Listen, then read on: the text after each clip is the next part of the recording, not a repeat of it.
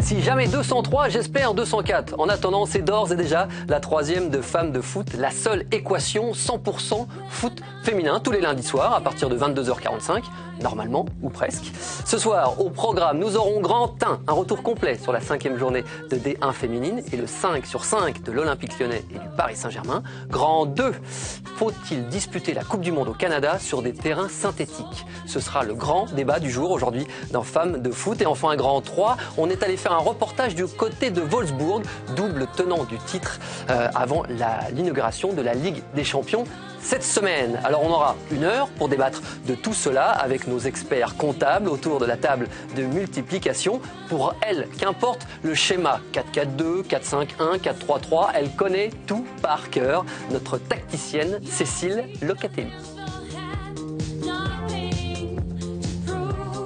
Pour lui, c'est le 4-5-2. C'est le seul à pouvoir revendiquer ce schéma-là. C'est son palmarès, 4 titres de champion, 5 Coupes de France et 2 Ligues des Champions. L'incalculable Patrice Lair. Allez Patrice, allez. Allez, salut. Du rythme, hein. Lui, c'est pas compliqué, il connaît tout sur le FC Pythagore ou alors l'Olympique de Thalès. C'est notre docteur S foot féminin, l'excellent Johan Aubois. Welcome Johan. Eux, c'est un petit peu notre duo, c'est un petit peu les chiffres et la lettre. Hein, c'est un petit peu notre duo de chroniqueurs. Ils sont déjà en train de travailler. C'est Mélina Boetti et Thomas Mekich. Ça bosse, ça bosse, ça bosse. Enfin, notre invitée numéro 3 ne pouvait être qu'elle. Elle est native de l'Aube. C'est l'une des lumières de notre football français. Merci d'accueillir la meilleure buteuse et meilleure joueuse de la saison passée, la lumineuse Gaëtane Tinet. Bienvenue Gaëtane. Tout va bien? Ça va. C'est parti. 1, 2, 3, 4, 5, le compte est bon. Générique.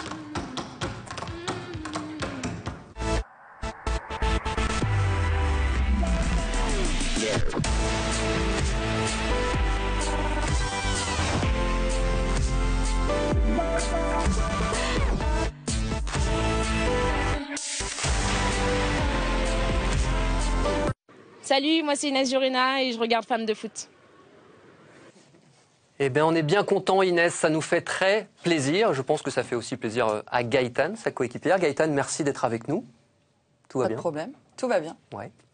Bon, autour de la table, nos experts, j'espère que vous avez tout décortiqué, analysé, que vous connaissez toutes vos statistiques par cœur. On va tout débriefer aujourd'hui. Vous êtes prêts? On a pris la calculette. Eh bien, Ouais, ils ouais, sont chauds, bouillants. On commence, comme toujours, Gaëtane, en s'adressant à vous. Mélina, pour vous décrire, a souhaité vous écrire, c'est signé La Boétie. Cher Gaëtane, à l'heure où l'argent fait la loi, vous ne répondez qu'à une, la loi 12 du jeu, celle qui interdit de toucher le ballon à la main. Cette règle, pour sûr, vous l'avez intégrée, pour garder les pieds sur terre. Là où le football ne tourne pas rond, vous remettez les pendules à l'heure. On dit de vous que vous n'êtes pas professionnel, des petits joueurs sans doute. Comme rémunération, les buts, 25 en championnat la saison dernière, en prime le titre de meilleure buteuse, pour motivation, la passion. En club, vous incarnez la jeune et jolie dame d'une Juve qui ne veut pas vieillir, ou alors en famille. Depuis votre arrivée en 2008 dans le 91, et sonne qui peut, vous êtes la pilule de jouvence de Juvisy. Élue meilleure joueuse de D1 à 2 reprises, vous ne l'avez pas volée. On dit de vous que vous n'êtes pas professionnel. Des petites frappes certainement. En équipe de France, vous êtes l'irréductible gauloise, seule joueuse du 11 type de Philippe Bergerot à ne pas être salariée de votre club. Et pourtant, votre influence est chiffrée. Avec 13 réalisations lors des éliminatoires pour le Mondial 2015, vous terminez en tête du classement des buteuses européennes. On dit de vous que vous n'êtes pas professionnelle, non, seulement joueuse de football amateur. Plus justement, footballeuse de haut niveau à temps partiel. Et c'est pour cela que vous êtes là ce soir. Pour travestir Étienne de la Boétie, soyez résolu à travailler et vous voilà libre.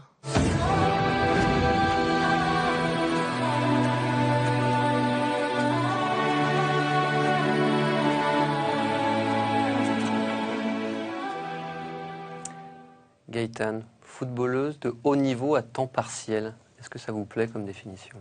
À temps plein, je pense. Je pense que c'est dans la tête, le professionnalisme. Même si j'ai plusieurs activités, j'ai un état d'esprit professionnel, en tout cas.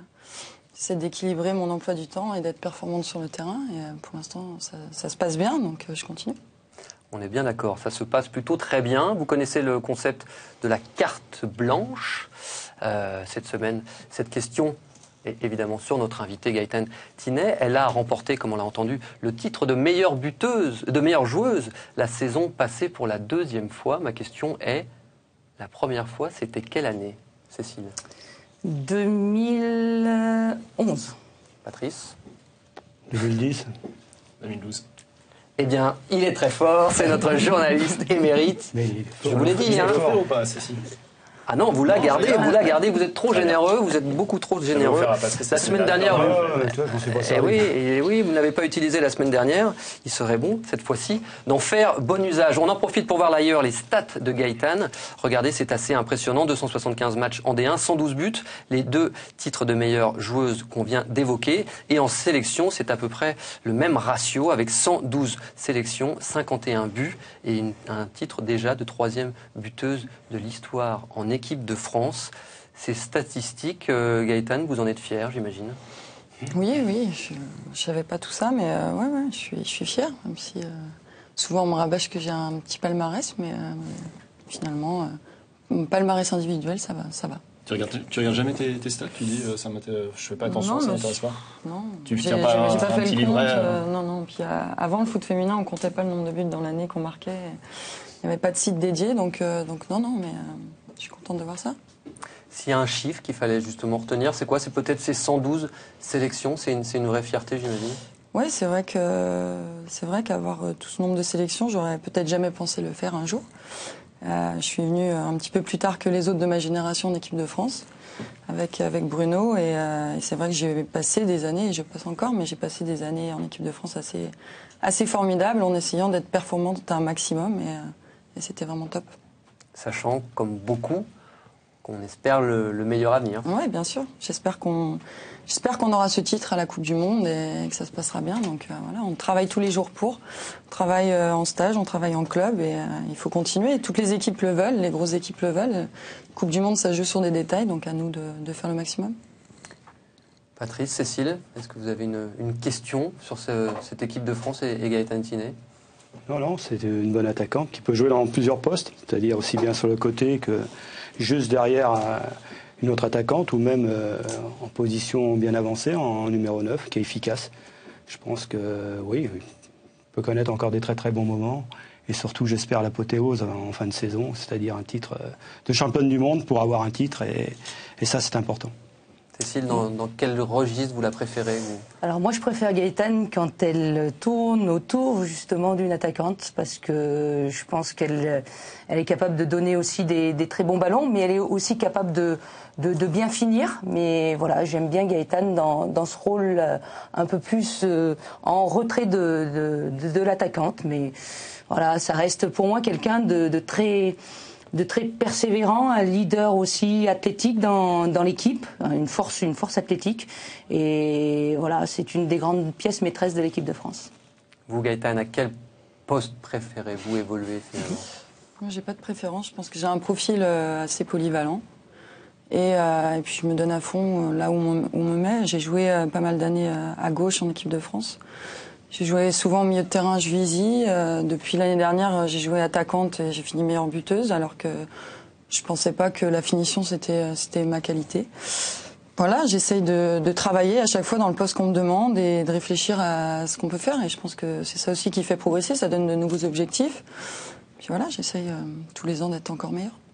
Alors on a tous évidemment des questions à vous poser, et notamment Inès Lorena, notre coéquipière à Juvisy. Je veux jouer. Salut Gaëtane, bonne émission à toi. Moi, comme je t'avais dit, je vais bien regarder ça dans mon canapé pour n'en rater aucune seconde. Voilà, alors porte bien haut les couleurs de Juvisy comme tu sais toujours le faire et voilà, fais-le pour Pépère. Alors, c'est qui Pépère? Non, on a beaucoup de blagues à Juvisy et c'est vrai qu'on rigole sur ça, mais je vais pas la dire. Mais je porte bien les couleurs. Le pépère, c'est une blague sur mon grand-père. Et non, mais je porte bien les couleurs parce que même aujourd'hui, je me suis habillée en noir et blanc alors que je l'avais même pas fait exprès. Et bon, on n'a pas encore dit notre dernier mot sur le fameux pépère. Ça va encore travailler, je peux vous l'assurer. J'espère que le carton blanc, je dis ça, je dis rien, de Johan. On verra. Enfin, maintenant, c'est le moment de la récap D1. Vous voulez tout savoir sur la 5e journée. Pauline Schatz vous propose un top 4. Allez, 3, 2, 1, parti.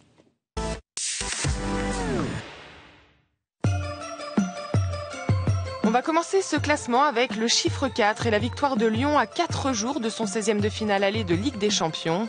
Après la victoire du PSG la veille, les joueuses de Gérard Prêcheur devaient absolument s'imposer pour repasser en tête du classement. Et a priori, la tâche s'annonçait plutôt facile pour l'OL qui était opposé à Issy-les-Moulineaux. On a bien dit a priori puisque le scénario a été plus compliqué que prévu. Une première période très bien gérée par les ICN et notamment par leur gardienne Pauline Perrault-Magnin qui surveille ses cages comme du lait sur le feu. Mais à la 44e, la casserole commence à bouillir et Eugénie Le Sommer trouve enfin la faille. Une faille qui ne cessera ensuite de se creuser puisque Camilla Billy, Lotta Schelin et Ada Egerberg ne tarderont pas à imiter leur partenaire. Ici aura courageusement résisté pendant 44 minutes avant de totalement craquer et de s'incliner non pas 4 mais 6-0. En 3 confrontations, Issy n'a donc encore jamais marqué de but face à Lyon. A l'inverse, Lyon en a inscrit pas moins de 23. Allez, on passe au chiffre 3. 3 comme la place à laquelle pouvait prétendre Soyaux à la fin du week-end. Une victoire sur les terres albigeoises aurait en effet directement expédié les troupes de Jean Pardès dans le top 3 de cette D1. À la 47e minute, Gwendoline Djebar profite d'une faute de placement pour ouvrir le score et inscrire au passage son 3e but de la saison. Le podium est à portée de main pour Soyaux qui résiste aux assauts adverses jusqu'à cette faute de main justement dans le dernier quart d'heure. Un pénalty synonyme d'égalisation, de match nul 1 partout et donc d'espoir déçu pour Soyaux qui chute à la 6e place. Le bon coup de ce match est donc signé par Albi. Allez, on passe au numéro 2 avec la victoire 2-0 pour le Paris Saint-Germain qui accueillait Juvisy samedi soir. Pourtant, avant d'en découdre, le camp adverse était plutôt confiant. Comme Gaëtan Tinet l'a bien dit dans la presse cette semaine, le Paris Saint-Germain, c'est une équipe qui leur réussit assez bien. Et en effet, la première période est accrochée et à la mi-temps, aucune des deux équipes n'a pris l'avantage. 0 partout, rien, pas l'ombre d'un but. On est alors dans l'expectative. C'est toujours un match un peu fermé, un derby un peu engagé, donc on ne déroge pas à la règle. Après, on va voir si ça se décante en deuxième mi-temps. Eh bien, chère Julie, la suite, vous la connaissez désormais. Bien fait de la part de Keram, oui, Sabrina Delannoy. La course de Fatmir Alouchi dans la phase de réparation. Le centre d'Alouchi et le but des Parisiennes. C'est Kosova Aslani qui est récompensé de sa prestation pendant 1 heure. La Suédoise qui inscrit son 6e but cette saison. 1-0 à l'heure de jeu, mais ça n'est pas encore terminé. 14 minutes plus tard. Caroline Seeger. Voilà, encore une fois de la gauche vers la droite. Pour les Parisiennes, ça leur a souri tout à l'heure. Lindsay Oran, la tête et le but. Une seule occasion pour l'américaine, une seule. Et le but incroyable de la tête, ça fait 2-0 pour le Paris Saint-Germain. 2-0 effectivement pour Paris qui enchaîne les victoires comme on enfile des perles. Allez, tant qu'on y est, dédicace spéciale à Kosovare Aslani qui va pouvoir fêter son but et la victoire, non pas dans 2, mais dans une centaine de langues. Je parle suédois avec Ziger, albanais avec Lira parce qu'on est toutes les deux du Kosovo. Je parle aussi anglais avec Lindsay et un peu français avec les Françaises. Et puis j'ai appris l'allemand à l'école donc je comprends un peu. Cette parenthèse étant désormais refermée, revenons à nos moutons avec notre numéro 1. Et oui, ça y est, Metz tient enfin sa toute première victoire de la saison en championnat. Metz s'est imposé 2-1 sur le terrain de Rodez grâce aux réalisations d'Élodie Martins et de Marie-Charlotte Léger. Et résultat, les Lorraines se débarrassent du costume de lanterne rouge et redonnent le sourire à leur entraîneur. Ce qui est bien, c'est qu'on a produit du jeu. Jusque-là, on n'avait jamais réussi. Et sur la fin du match, il y a une solidarité, un état d'esprit qui nous faisait défaut depuis le début de saison qu'on a retrouvé. On termine ce tour d'horizon avec les 2 autres matchs de cette journée et la victoire plutôt logique et plutôt sans appel de Montpellier sur Saint-Etienne. 4-0 pour les Héroltaises qui s'accrochent à leur 5e place. Enfin, Guingamp continue sa remontée au classement puisqu'après leur victoire logique face à Arras, les Bretonnes se retrouvent à égalité de points avec Juvisy et Montpellier.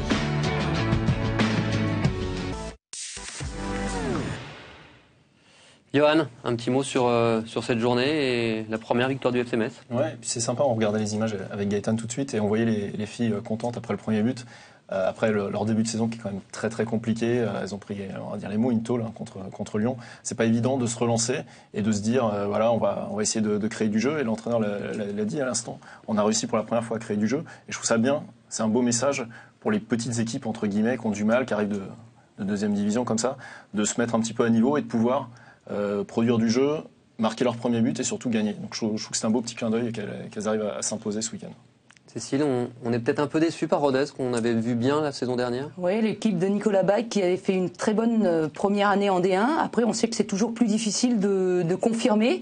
Là, il va falloir, après cette contre-performance contre l'équipe de Metz, vite se remettre dans une spirale positive pour la suite du championnat. Un petit mot en tant que Breton, Patrice, cette équipe de Guingamp. Guingamp, 3 victoires de suite. Ils ont bien redressé après d'avoir joué les 2 gros, c'est-à-dire Paris et Lyon. Ils s'en remettent bien dans le classement et ils reviennent à 3e place. Je pense que c'est une bonne petite équipe. Guingamp travaille bien au niveau des jeunes. Gretchen Bob a été très bonne hier, d'après les échos que j'ai eus par des Bretons. Elle a encore marqué. Et non, c'est une équipe qui monte en puissance. Dommage qu'il n'y ait pas une ou 2 joueuses d'expérience et pourra peut-être jouer encore un peu plus haut dans le classement. C'est mieux que les garçons en tout cas. Ont beaucoup plus de difficultés en Ligue 1. C'est pas faux, Johan. Gaëtan, est-ce qu'il y a une équipe qui vous plaît, vous, dans ce début de saison de D1 ? Une équipe qui me plaît, Juvisy, ouais, ils me plaisent bien. Je trouve qu'il y a des bonnes jeunes. Excusez-moi, je me reprends. Non, mais on n'a pas encore eu l'occasion de rencontrer toutes les équipes. Mais ici, les Moulineaux qu'on a joués, je trouvais pas trop mal. Et même Albi, j'étais agréablement surprise par l'équipe d'Albi qui a joué contre nous et qui a bien joué. Et je pense que c'est une équipe qui peut se maintenir en première division. Bien, Gaëtan, vous êtes buteuse, mais vous savez aussi faire des passes décisives, puisque Albi, c'est justement l'équipe sur laquelle on va se pencher. Chaque semaine, on essaiera de vous proposer une équipe de D1 féminine ou une actrice. Eh bien, on a la chance, normalement, d'être en Skype avec Solène Barbance, milieu d'Albi. Est-ce que Solène, vous m'entendez ? Oui, je vous entends. Et on se voit, c'est la magie, tout va bien. Comment ça va ? Êtes-vous satisfaite, justement, comme l'évoquait Gaëtan, du début de saison de votre équipe ? Oui, c'est vrai qu'on a fait un début de saison qui est plutôt satisfaisant. Parce que c'est vrai qu'on ne nous attendait peut-être pas ici après 5 journées de championnat. Mais voilà, on a su remporter les 2 confrontations directes face aux 2 autres promus qui étaient Metz et ici. Et ça, c'est des points précieux à prendre. Donc ça a été des matchs importants pour nous.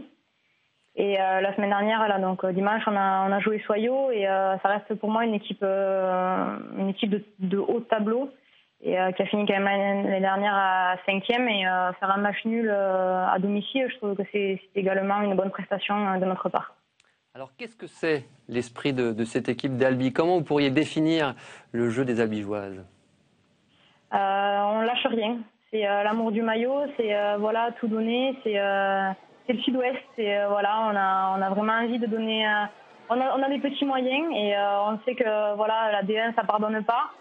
Et non, l'esprit c'est vraiment tout donner, comme on dit, pour ne rien regretter. Et on sait qu'il y a beaucoup d'écart avec les grosses équipes, les grands cadors du championnat. Mais l'esprit, oui, non, c'est vraiment tout donner, prendre du plaisir et puis aller au bout de soi. Et si on peut aller chercher des points et rester en Division 1, on donnera tout pour ça. Solène, une petite question de notre spécialiste de l'équipe, Johan Aubois. Johan. Bonsoir Solène. Je voulais savoir, je crois que dans votre calendrier, vous allez prendre Lyon et Paris dans quelques jours. Comment vous abordez ce type de rencontre ? Est-ce qu'on y va avec un petit peu la trouille en voyant les scores fleuves de ces 2 équipes ou est-ce qu'on y va en se disant on va essayer de les bouger un petit peu comme l'ont fait certaines équipes, Montpellier contre Paris pour ne pas les citer ? Pour nous, c'est des matchs où on se dit qu'on va prendre de l'expérience. On sait qu'il y a beaucoup d'écarts et que c'est des équipes qui sont professionnelles, qui représentent l'équipe de France en grande partie. Et pour nous, c'est de l'expérience. C'est aussi pouvoir jauger la différence qu'il y a entre le niveau et le travail qui restera à fournir aux entraînements. Mais après, non, on n'a pas du tout l'intention de prendre ce match comme un match de gala. On avait vraiment envie de le jouer et puis on se battra avec nos armes, même si c'est vrai que le niveau est différent. Oui, Solène. Je voudrais te demander un petit peu là, par rapport aux entraînements de la semaine. Est-ce que vous arrivez à toutes vous retrouver ensemble sur Albi, où il y a des filles qui sont à Toulouse, où c'est un petit peu plus compliqué, d'autres qui s'entraînent à l'extérieur. Est-ce que vous arrivez à vous rassembler? Alors on a des dirigeants qui sont très compréhensifs et qui essayent de faire en sorte de permettre aux joueuses d'avoir le meilleur emploi du temps possible. Alors il y a certaines joueuses qui le lundi, puisqu'elles travaillent sur Toulouse, vont s'entraîner sur Toulouse. Et celles qui sont sur Albi restent sur Albi. Mais après, à partir du mercredi, du jeudi et du vendredi, tout le monde s'entraîne ensemble pour pouvoir avoir une communion dans les entraînements parce que c'est quelque chose d'indispensable. Ok. Eh bien, Solène, un grand merci. On était ravis de vous avoir avec nous. Il commence à être un peu tard. On est très, très heureux. On vous souhaite une excellente saison en espérant que justement le maintien soit assuré pour vous. Ça va être intéressant jusqu'au bout, à mon avis. Oui, je pense aussi. C'est gentil en tout cas. Merci à vous. À bientôt, au revoir. À bientôt. Est-ce que je peux utiliser mon carton blanc? Eh bien, faites. C'est un petit coup de cœur quand je vois Solène qui répond au téléphone comme ça, enfin par Skype, assez tardivement, en direct. Je trouve ça plutôt classe. On ne trouve pas toujours ça dans le milieu du foot masculin. On l'a dit, souvent les valeurs du foot féminin, c'est quelque chose d'assez fort. J'espère que ça ne va pas se perdre. On en a parlé avant l'émission. Et c'est vrai que c'est pas évident de faire venir des joueuses non plus sur le plateau. Gaëtane est là ce soir. C'était Wendy la semaine dernière. C'était Marie-Laure la première journée. Les clubs sont pas toujours très chauds. Et je trouve qu'elles font toujours l'effort de venir, de se déplacer, de répondre aux sollicitations médiatiques, ce qui participe aussi à la médiatisation du football féminin. Donc voilà, c'était un petit coup de cœur à ces jeunes filles. Quel talent, vous avez vu 30 secondes, parfait. C'est mieux que Candice, je crois, non? Ça n'est pas qu'un journaliste de presse écrite, je vous assure. C'est un homme de talent. Merci, Johan, pour ce carton blanc amplement mérité. On va revenir, si vous le voulez bien, sur l'affiche de cette 5e journée qu'on vous a fait vivre, chers abonnés, sur Eurosport. C'était le derby francilien entre le Paris Saint-Germain et Juvisy. On en a parlé juste après la rencontre ensemble, Gaëtane, à chaud. Il y avait un petit peu de déception avec quelques heures passées de plus. Comment vous voyez cette rencontre? Qu'est-ce qui vous en reste aujourd'hui? Je pense qu'il faut la prendre comme une rencontre de référence pour le groupe.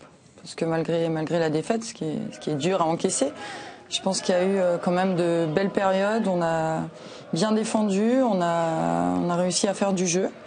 Et on a été beaucoup moins fragile que contre Lyon. Donc non, c'est bien. Après, on peut mieux faire, je pense.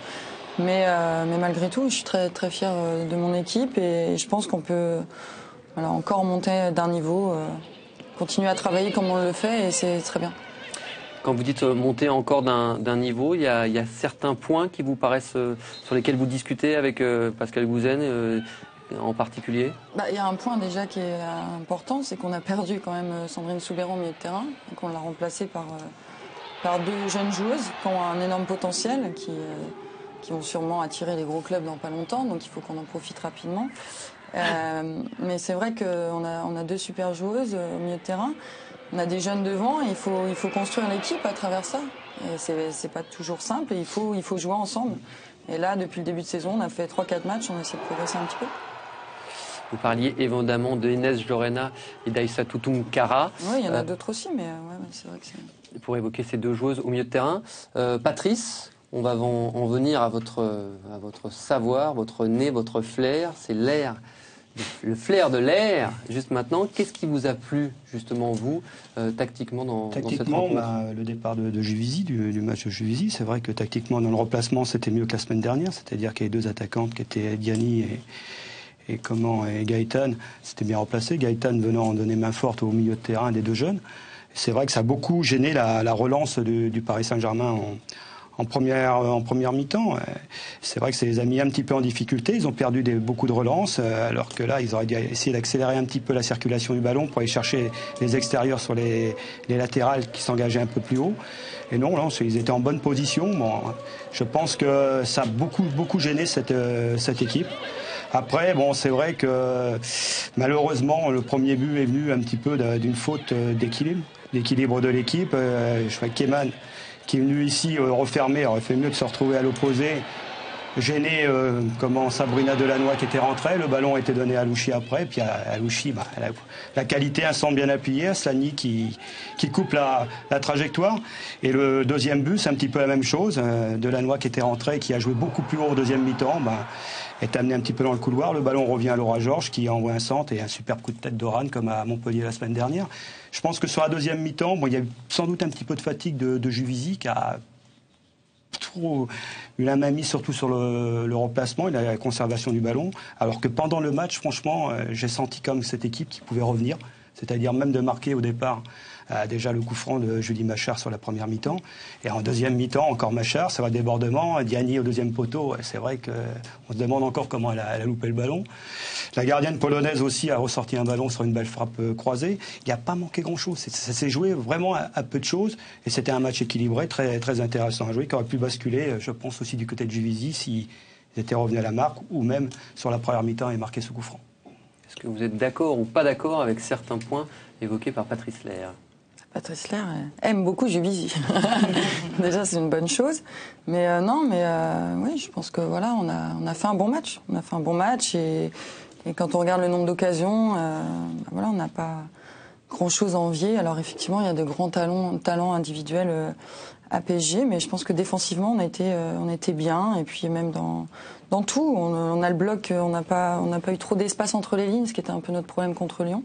On a réussi à rester serré, à beaucoup communiquer et à avoir beaucoup de solidarité dans le replacement. Je pense qu'on est sur la bonne pente.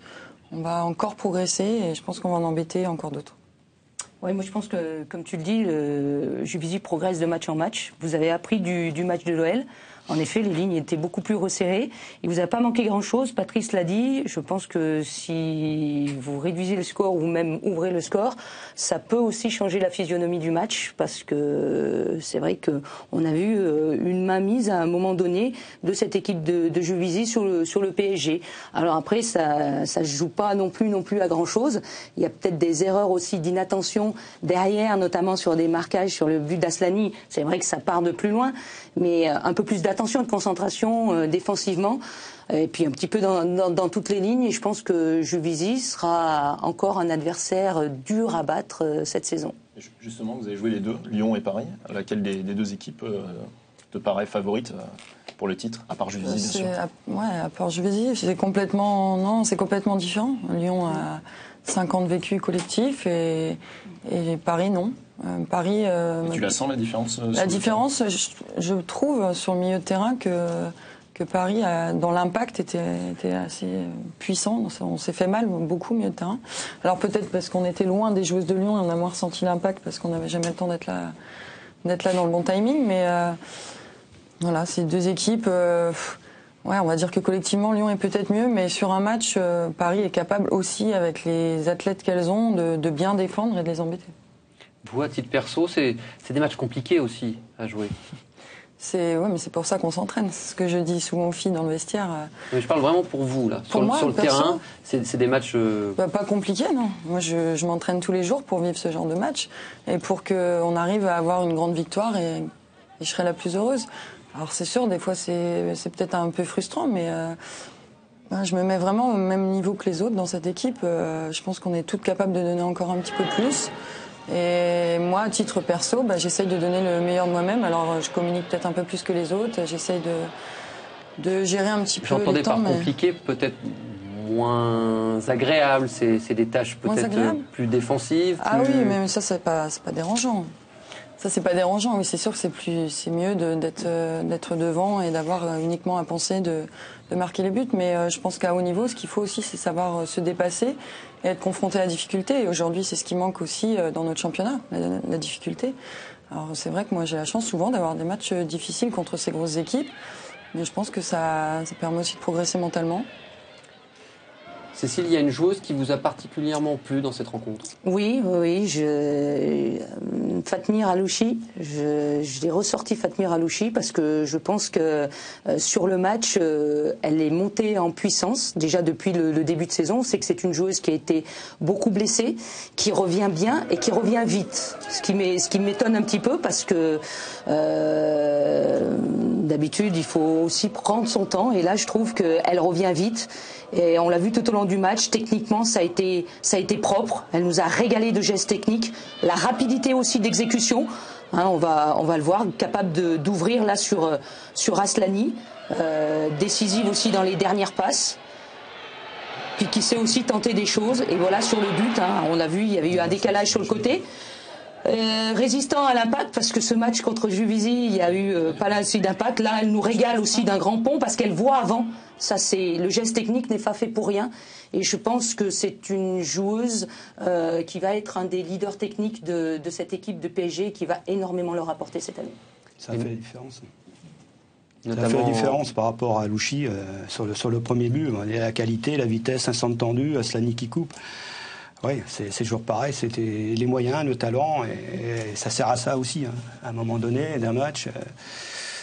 Mais bon, non, j'ai trouvé quand même une belle résistance. Et ce qui m'a plu un petit peu sur les 2 matchs de Juvisy, c'est les 2 jeunes au milieu de terrain aussi. Parce que bon, les lancer dans des matchs comme ça, des matchs costauds, je pense qu'elles vont progresser. Tungara et Jorena, je les ai trouvées intéressantes, très intéressantes. Tactiquement, par moments, peut-être un peu trop au même niveau pour intervenir.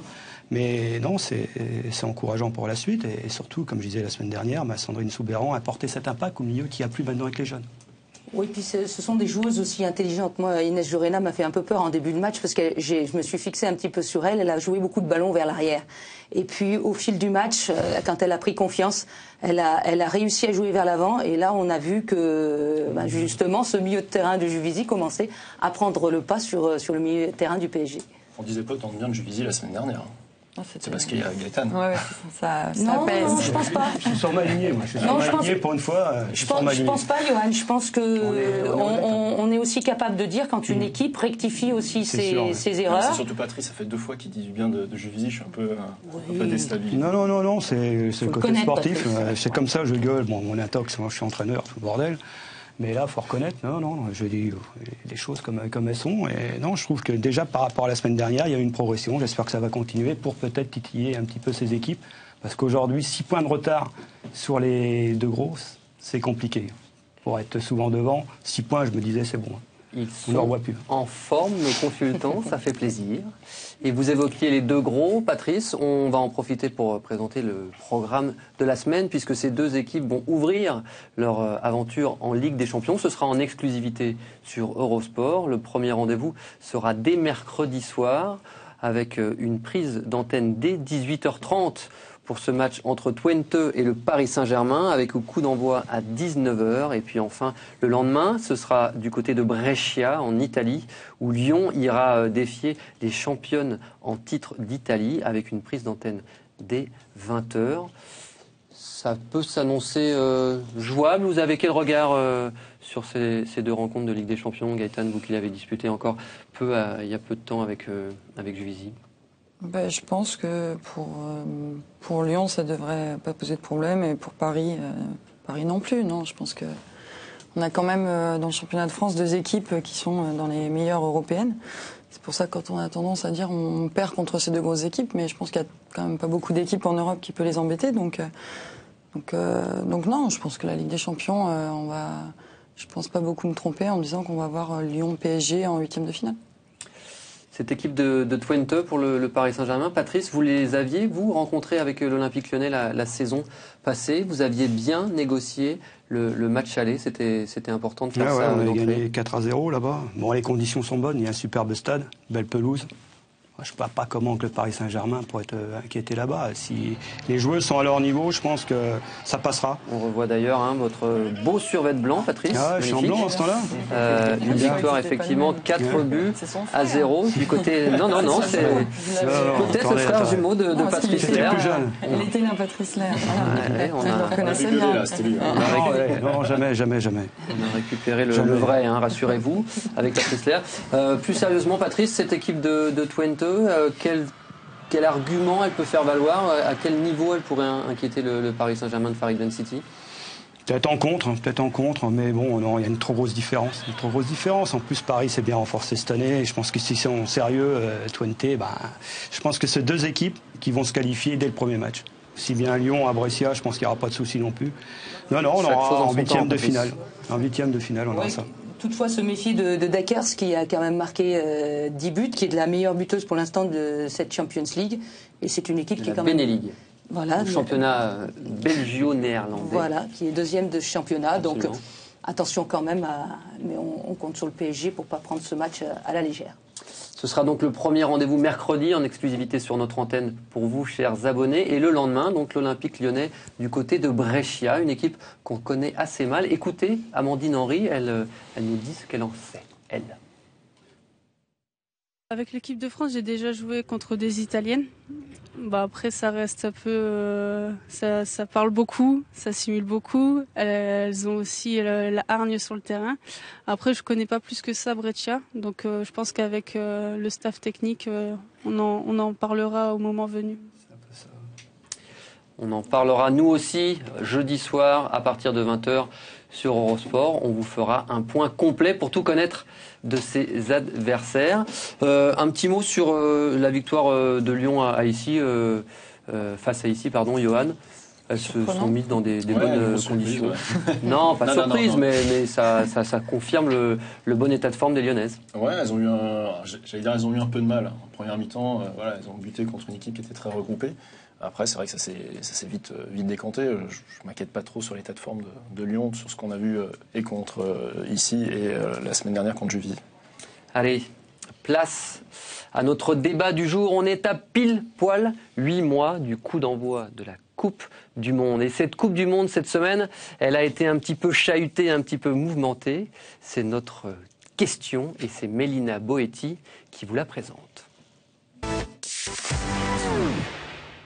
Dressons le cadre. En juin prochain, le plus beau rendez-vous du football international. Lieu désigné le Canada, 24 nations, 52 matchs, un best-of du football féminin. Seul problème, le synthétique.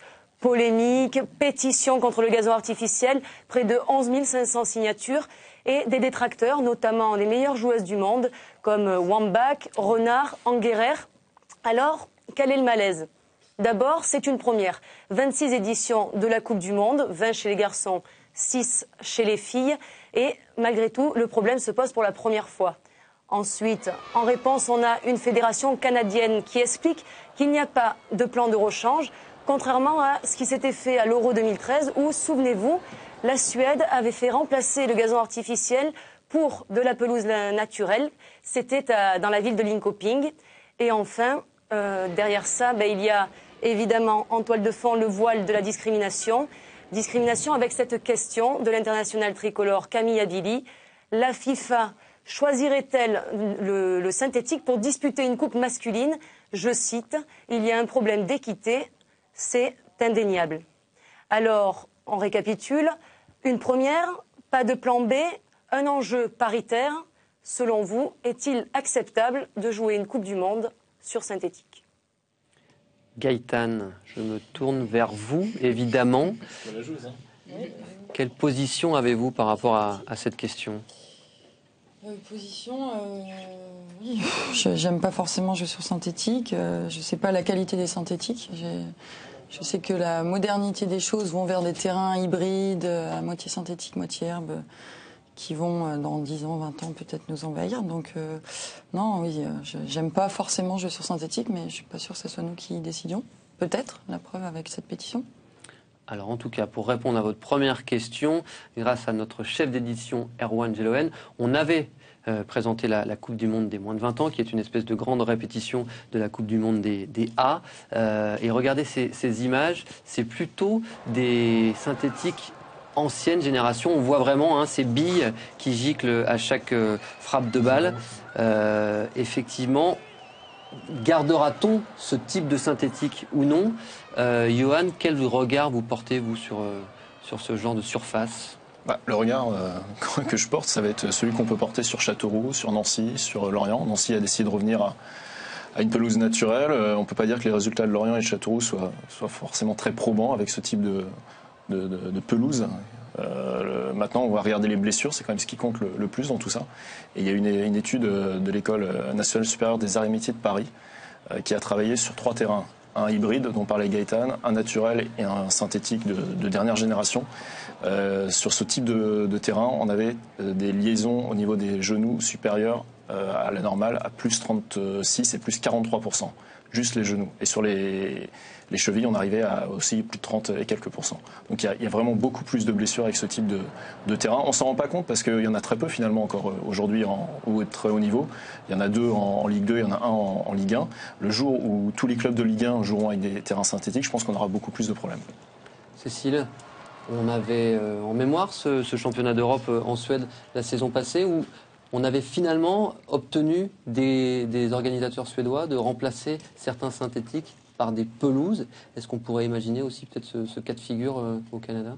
Oui, je pense que ça pourrait être imaginé. Puis je crois que ce serait aussi un respect envers les femmes en général. On a eu à assister, et Gaëtane a été l'une des principales actrices, à une belle Coupe du Monde 2011 en Allemagne, dans de beaux stades avec une belle organisation, des terrains parfaitement en état pour jouer du beau football. Et je crois que voilà, si on ne veut faire aucune différence entre les hommes et les femmes, je crois que par respect pour ces joueuses et ces athlètes de haut niveau, je pense que la fédération canadienne devrait faire l'effort de changer les terrains. Oui. Avec au moins l'aide de la FIFA, parce que on annonce que le changement des 6 terrains, ce serait 4,8 millions de dollars. Voilà. Les revenus de la FIFA en 2013, c'est 1,3 milliard. Relativement supérieur. Voilà, donc je pense qu'ils peuvent faire un petit effort là-dessus. Je pense qu'ils peuvent faire cet effort. Patrice, vous vouliez revenir sur le fait que si on devait disputer cette compétition sur un terrain synthétique, ce serait peut-être pas l'avantage. Il ne faut pas qu'on joue là-dessus, on est mort. On est mort. De l'équipe de France. Non, je pense pas. On a trop de joueuses qui... Non, là-dessus, non. Non, avec l'impact, tout ça qu'on peut avoir avec certaines joueuses, au niveau des tacs, pareil, je pense à Laura Georges, à Wendy Renard, tout ça. Et même aussi, on parlait des blessures, Amandine Henry, Wendy, ça a des petits problèmes de genoux quand même. L'accumulation de matchs, je pense que ça amènerait des pépins. Non, il faut de l'herbe. Avec de l'herbe, ça roulera. Et pour les attaquants, Gaëtane, est-ce que ça change quelque chose dans les appuis, dans la façon de jouer ou tu vois pas toi de... Non, si, c'est différent. Même la trajectoire du ballon, sur le rebond, les rebonds du ballon, c'est pas les mêmes. Non, c'est différent. C'est pas forcément très agréable de jouer sur synthétique. Non, puis même dans la préparation, je veux dire, on sait maintenant qu'on va aller à l'Algarve Cup. L'Algarve se joue sur herbe, tu prépares sur herbe, tu joues sur... C'est compliqué. Et encore une fois, pour le respect de la femme, moi je dis qu'il faut Coupe du Monde sur herbe. Point final. Alors, une joueuse, elle, l'a disputée dans les conditions du synthétique. Elle faisait partie de ces tricolores embarqués à la Coupe du Monde des moins de 20 ans. C'est Gridge Mbok. On lui a posé la question. Écoutez sa réponse. Moi, je pense qu'on peut, on peut totalement jouer, faire une Coupe du Monde sur synthé. Parce que déjà, ça accélère le jeu et ça favorise les équipes qui produisent du jeu. Si on travaille beaucoup sur les appuis qu'il faut, sur les travails de 11+, les programmes mis par la FIFA et pour éviter les blessures, on peut totalement éviter les blessures et je pense que oui, ça peut se faire sur synthétique. Alors, c'est la fraîcheur de la jeunesse. C'est dit qu'elle veut aller à la Coupe du Monde. Oui, peut-être. Et puis c'est symptomatique aussi de cette génération qui a toujours ou très souvent évolué sur les terrains synthétiques. Entre 2007 et 2012, le nombre de terrains synthétiques en France a été multiplié par 2. Donc voilà, elle a été habituée régulièrement à jouer sur ce type de terrain. Donc pour elle, c'est une forme d'évidence. Pour les filles qui ont vraiment évolué d'abord sur des pelouses naturelles, c'est un peu plus compliqué. Allez, on va clore ce débat, Gaëtane, avec une question simple. Si on vous proposait ou on vous a peut-être proposé de signer cette pétition, est-ce que vous souhaiteriez la signer ou pas du tout? J'ai pas trop suivi. En fait, c'était sur Internet la pétition, donc on m'a pas. Et comme on n'a pas Internet à Juvisy, du coup, j'ai pas eu accès. Mais j'ai vu que la pétition tournait. Non, j'ai pas pris part à cette pétition, mais voilà, je préférerais la jouer sur herbe. Voilà, tout simplement. Très bien. On va suivre évidemment dans Femmes de foot l'avancée de ce débat jusqu'à la Coupe du Monde qu'on vivra, on l'espère, sur Eurosport dans 8 mois exactement. On vous fera aussi un point sur l'avancée des différentes équipes encore qualifiées dans les semaines à venir. On pense aux Africaines, on pense aussi aux play-offs en Europe. Parmi les 4 équipes encore en lice, vous avez une idée de celles qui pourraient aller au bout? On a donc l'Ukraine, l'Italie, les Pays-Bas et le 4e, Patrice. Il y a l'Ukraine, L'Ukraine, l'Italie. C'est bien l'Écosse. Bravo Patrice. Non, mais bravo. Il a bossé un peu. Sur qui vous mettez votre pièce alors? Le dernier qualifié européen. Pays-Bas. Pays-Bas, Écosse. Écosse, ça à Mayoche. Je vais dire l'Italie quand même. Je vais rester dans mes origines, mais je vais dire l'Italie. Allez, on va suivre tout ça, évidemment. On va en profiter pour discuter un peu ensemble. Moi, j'aime beaucoup nos consultants, Gaëtan, mais je vous préfère, je ne vous veux que pour moi. C'est le place au face à femmes.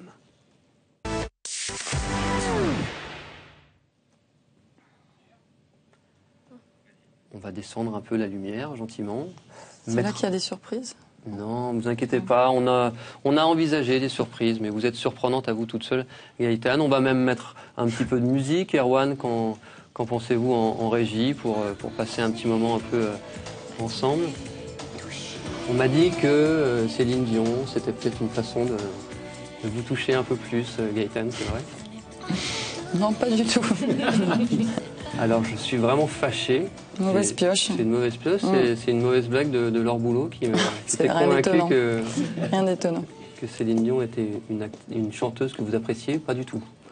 Oui, j'aime bien toutes les musiques et j'aime bien la variété française en général. Ouais. Quel est le dernier concert, par exemple, auquel vous avez assisté? Je n'ai pas le temps, je m'entraîne tous les jours. Ouais. Dernier concert, non, non, je peux même pas te dire. Non. Vous bossez beaucoup, vous avez, comme vous le dites, assez peu de temps pour vos plaisirs personnels. Est-ce que devenir maman un jour, ça fait partie de vos projets? Oui. Oui, aujourd'hui non, parce que c'est pas compatible avec la pratique du sport et voilà, j'ai pas forcément aujourd'hui envie d'arrêter le foot et c'est vrai que c'est peut-être une des contraintes du sport féminin aujourd'hui, c'est que c'est difficile de mettre entre parenthèses une carrière sans savoir si derrière on pourra revenir au top. Donc j'espère que je serai un jour maman. Oui. On va parler un peu côté terrain. Moi j'avais la curiosité de savoir quelle est la meilleure joueuse avec laquelle vous ayez évolué dans votre carrière? Je pense que je vais surprendre beaucoup de monde. Et je vais dire Sandrine Soubert. Non, mais je pense vraiment. En tout cas, c'est celle qui m'a permis de franchir un cap dans l'exigence que je me suis mise sur le terrain. Parce qu'elle est très, très exigeante avec toutes les joueuses. Et c'est vrai que, même si des fois, c'était pas simple, mais c'est vrai que ça m'a permis de franchir un cap. Et si vous deviez citer la joueuse qui vous a le plus impressionné en qualité d'adversaire ou... Qualité d'adversaire, c'est pas simple ça, il y a du monde. Hein. Il y a du monde, non, qualité d'adversaire. Je vais réfléchir, on fera après. Justement, on va en profiter, on va marquer une petite pause, on va remercier évidemment Yoann Aubois d'être venu avec nous. On vous félicite, 2 semaines de suite, 2 fois le carton blanc. Chapeau. Il est costaud, hein? À la semaine prochaine. Ça, c'est bon. Hein, ouais, vas-y. un grand merci, Yoann. On va donc marquer une petite... Il n'y a pas ma chronique avant la pub? Thomas Mekish. Attendez, c'est à moi là normalement? Oui, mais Thomas, et déjà, une chose, on va patienter un petit peu. Le mec qui se fait recaler sur ce plateau à la base, c'est moi. Donc on arrête de draguer Gaëtan Tinet. Non, c'est moi qui se prend des bâches à longueur d'émission. Voilà. Donc, vous en saurez plus avec Thomas. On plaint déjà Gaëtan Tinet. On marque une jolie petite pause et on subira tous Thomas Mekish dès son retour. À tout de suite. On est revenu dans Femmes de foot, place à la deuxième mi-temps.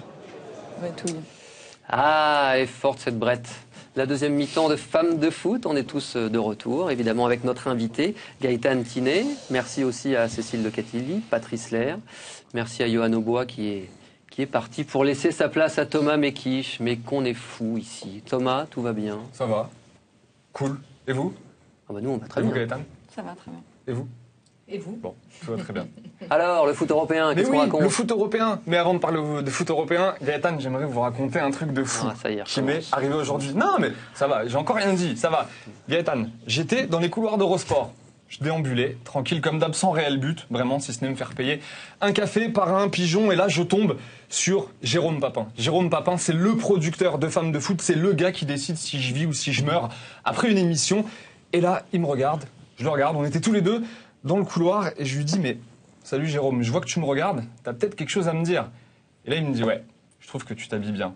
Je dis, ok, bon, on est d'accord. Romain me le dit tous les jours. Gaëtan aussi, elle me l'a déjà dit. Voilà. Et là, il me regarde, il me dit, méfie-toi, ce soir, c'est Gaëtan Tiné. Gaëtan Tiné, tu vas voir. Et là, du répondant. Et du coup, là, j'ai ri. Je l'ai un peu taquiné. Je dis, mais Jérôme, tu déconnes, Gaëtan et tout. Il m'a dit, regarde plutôt cette vidéo, gamin.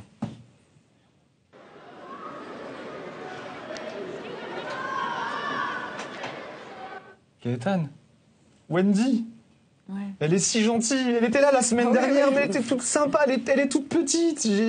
Elle boitait, elle avait mal. J'ai voulu la prendre dans mes bras. Elle m'a giflé. Pourquoi ? Vous êtes restées copines quand même ? Ah, pas de problème. Bon, c'est cool. Bon, coucou Wendy, je sais qu'elle nous regarde. Elle m'a dit qu'elle voulait vous regarder ce soir. Donc, bon, c'est cool. Bref, on va refermer. Fait son show. On peut parler du foot européen. Oui, on va refermer cette petite parenthèse pour parler de football européen, mais je n'en ai pas fini avec vous. Gaëtan, arrêtez de regarder mes questions. Comment je vous vois en train de lire ma feuille depuis tout à l'heure. On va refermer cette petite parenthèse et on va attaquer avec le foot allemand. Il s'est passé des choses en Allemagne ce week-end, vous allez le voir.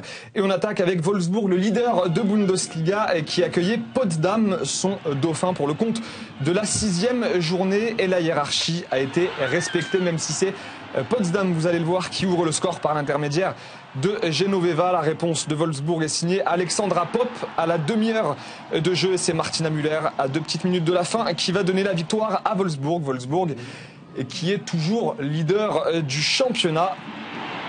Et Wolfsburg, vous le savez, qui va bien démarrer sa campagne en Ligue des Champions dans 2 jours, mon cher Romain. Wolfsburg qui se porte bien, qui joue bien. Et bien, nous, qu'est-ce qu'on a fait ? On a envoyé nos caméras, forcément, pour aller voir cette équipe. Et la belle histoire vous est racontée par Pauline Schatz.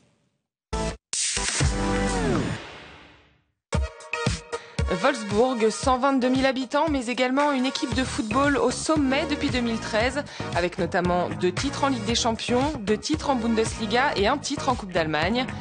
Aujourd'hui, les joueuses de Ralf Kellermann restent sur une série de 18 matchs sans défaite et ont évidemment des objectifs bien précis. Évidemment, on ne va pas dire qu'on se contentera de la 2e ou 3e place. Après les titres qu'on a remportés l'an dernier, ça n'est pas possible. Mais on sait qu'au niveau national et international, on va avoir une grosse concurrence et toutes les équipes se donneront à 100%, voire plus, pour battre Wolfsburg. La saison a déjà parfaitement commencé avec 5 victoires en 6 journées de championnat et un match nul, puisque le Bayern Munich a réussi à dompter les Loups lors du 4e volet. Résultat, Nadine Kessler et ses partenaires squattent la première place du classement général devant Potsdam et Francfort. Et justement, parlons de Nadine Kessler, milieu de terrain de Wolfsburg et capitaine de l'équipe. Élément clé de l'effectif, elle a été désignée meilleure joueuse européenne de l'année en août dernier. Mais malgré tout, elle reste consciente que cet équilibre est fragile et que les prétendantes se bousculent au portillon. Chaque année est différente et on a beaucoup de blessés en ce moment. On est face à de nouveaux défis, de nouvelles équipes se battent pour le titre, donc cette année va être un gros challenge. Je pense qu'aujourd'hui il y a plus d'équipes au top et ça va donc être un long parcours pour remporter le titre, et ce pour la 3e fois d'affilée. Autre joueuse indispensable à la sélection, Alexandra Popp. L'attaquante de 23 ans avait notamment marqué un but en finale de Ligue des Champions et avait également permis à Wolfsburg de conserver son titre d'Allemagne en inscrivant un but décisif face à Francfort. Selon elle, c'est le mélange des genres qui reste la clé du succès. On est une vraie équipe, pas seulement sur le terrain, mais aussi en dehors. On fait plein de choses ensemble et il y a une super alchimie entre nous. Il y a beaucoup de personnalités différentes, les ambitieuses qui se battent beaucoup, et il y a les petites dribbleuses. C'est un super mélange, avec notamment Nadine Kessler, notre capitaine, qui mène le tout, et c'est ça la clé de notre succès. Et espérons que l'alchimie continuera de fonctionner en dehors des frontières. Wolfsburg a désormais rendez-vous mercredi pour son premier match de Ligue des Champions face aux Norvégiennes de Stabæk. Wolfsburg, double tenant du titre de la Ligue des Champions. Cette équipe allemande et le football allemand, on a un tweet pour vous, Gaëtan. C'est un tweet de Charles Chevillard, si vous voulez bien le voir, qui semblerait avoir des infos concernant vos négociations potentielles. Des rumeurs faisaient référence à l'intérêt de clubs allemands. Est-ce vrai? Tu étais intéressé? Nous demande Charles, qu'on retrouvera a priori très prochainement dans Femmes de foot. Ah, une bonne nouvelle. Foot allemand, Potsdam m'aime bien, mais d'ailleurs on a fait un match amical contre Potsdam avec Juvisy.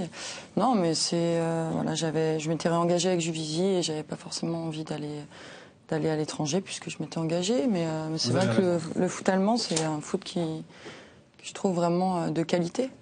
Bon, vous avez raison. Restez avec nous. En plus, moi, j'ai encore plein de questions à vous poser. Ça vous dérange pas, Romain? On va repartir un petit peu sur le foot européen, mais j'ai encore des petites questions à poser. Que ça, Thomas. Vous savez, on reçoit beaucoup de questions toutes les semaines pour nos invités. Des questions souvent très pertinentes. Alors moi, j'en ai sélectionné une. Je vous propose de la regarder. C'est un téléspectateur de Marseille qui nous l'envoie. Regardez.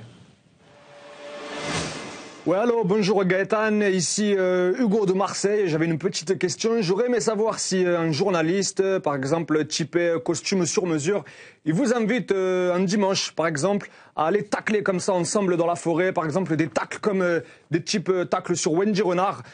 J'aurais aimé savoir si votre réponse éventuellement ce serait oui. Très bonne question. Très bonne question. C'est quoi ce fond là derrière? C'est un mec de Marseille en fait qui nous a envoyé la question, un journaliste. On tacle pas tout de suite. On tacle pas tout de suite. Non. Voilà. On continue l'Europe? On continue. Autre chose. Bon, j'ai l'habitude, c'est pas grave. Merci. Il est intenable. Merci Gaëtan. On va aller faire un petit tour en Suède, si vous le voulez bien. La Suède, le pays préféré de notre cher Patrice Lair, qui ne m'a toujours pas souri. Et un seul but dans ce match en Suède. Et regardez, c'était Göteborg qui affrontait Örebro. Le but, eh bien, il est signé de Madame Gabriela Maria Mélis. Et vous le savez, Gaëtan, c'est Rosengard qui est déjà champion. Donc on va se battre désormais pour les 2e et 3e places. Et puis j'aimerais finir avec un petit mot, si vous le voulez bien, un petit mot d'Angleterre avec les Ladies de Premier League et Chelsea qui s'est imposé 5-2 face aux Ladies d'Everton. On va vous montrer un petit but parce qu'il y a eu pas mal de buts dans ce match tout de même. Et Chelsea, eh bien, qui est toujours leader de son championnat. Et les Ladies d'Everton, malheureusement, eh bien, sont bonnes dernières du championnat. Juste deux petits mots. Et je vous promets, je vous laisse tranquille derrière, Romain. On a un bon tweet. On a un bon tweet. Ça nous vient d'Afghanistan. Une bonne nouvelle d'Afghanistan. Il y a eu cette année le premier championnat de football féminin qui a, eh bien, son vainqueur, c'est Kaboul, qui s'est imposé en finale face à Herat. Et voilà, donc on voulait juste simplement terminer notre séquence avec cette belle image. Partout, le football reprend ses droits, surtout le football féminin. Eh bien, merci. Et c'était beaucoup plus sérieux que ce que vous nous avez présenté parfois avant, mais Thomas. Je sais être sérieux, merci pour cette image, effectivement. On a tous passé un très bon moment. J'espère vous aussi, Gaëtan. On termine toujours notre émission avec la dernière question. Vous avez le choix entre qui est Pépé, c'est ça? Pépère. On arrête ou Non, on change. Toujours. Eh bien, du coup, demain, vous êtes obligé de signer entre le PSG ou l'Olympique Lyonnais. Lequel choisissez-vous? Ça, c'est des sacrées questions.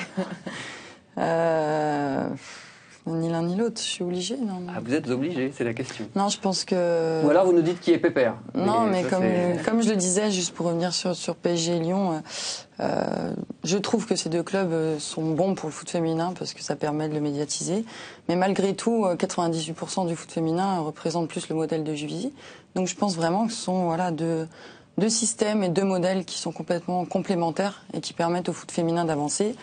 Alors des clubs prestigieux comme Lyon et PSG, très bien, mais il faut aussi quelques joueuses dans les autres clubs pour permettre d'avoir d'autres chocs qu'uniquement ces deux-là et d'avoir 2 matchs dans l'année à regarder à la télé, puis ça met un peu plus d'images dans votre émission Femmes de foot. Un grand merci Gaëtan, on reconnaît bien là votre caractère, on a été très heureux de vous accueillir. Je voulais, avant qu'on se quitte, vous donner un petit mot d'un match de rêve.